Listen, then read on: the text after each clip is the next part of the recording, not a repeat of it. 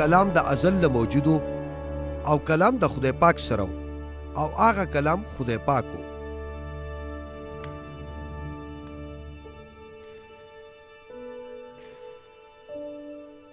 هغه د ازل نه خدای پاک سره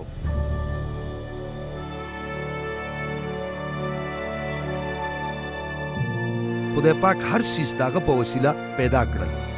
یو پیدا شوی سیزم بغیر داغه نه پیدا نشو.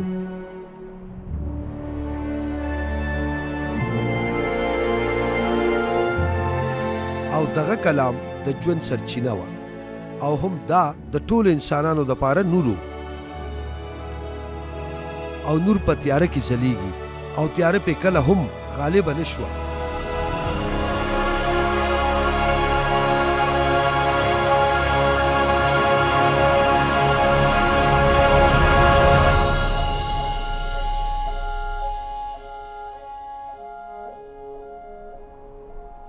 خدای پاک یو سړی راولېږلو چې نوم یې یحیی و.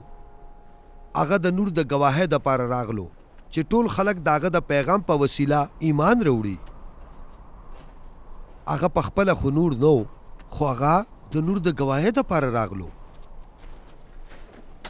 هغه حقیقي نور دنیا ته راتلونکی و کم چې به په هر یو بني ادم ځلیږي.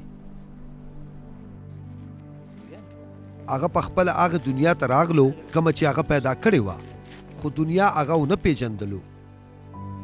هغه خپل قوم ته راغلو خو د هغه خپلو خلکو هغه قبول نه که. خو کومو خلکو چې هغه قبول که او په هغې ایمان راوړو نو هغه هغې ته دا حق ورکو چې د خدای پاک اولاد شي. داسې اولاد چې نه په فطري طور یا په انساني خواهشاتو بلکې د خدای پاک نه پیدا شو.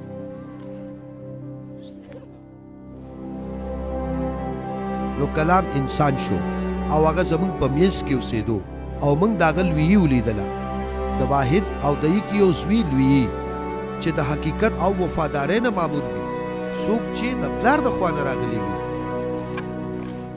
یحیی د هغه په هکله ګواهي وکړه. هغه په چغو وویل چې دا هغه سړی دی چې ما یې ذکر کړی چې هغه څوک دی چې زما نه رستو به راشي خو زما نه به لوی وي، ځکه چې هغه زما نه وړاندې موجود و. ځکه چې موږ ټولو د هغه د ټولې مامورتیا نه په فضل د پاسه فضل وموندلو، ځکه چې شریعت د موسی په وسیله ورکړی شو خو فضل او حقیقت د عیسی مسیح په وسیله رالل. هیچا هم چېرې خدای پاک نه دی لیدلی بلکې بې د یکي یو نه. څوک چې پخپله خدای پاک دی چې د پلار د سترګو تور دی هم هغه موږ ته خدای پاک ښکاره که.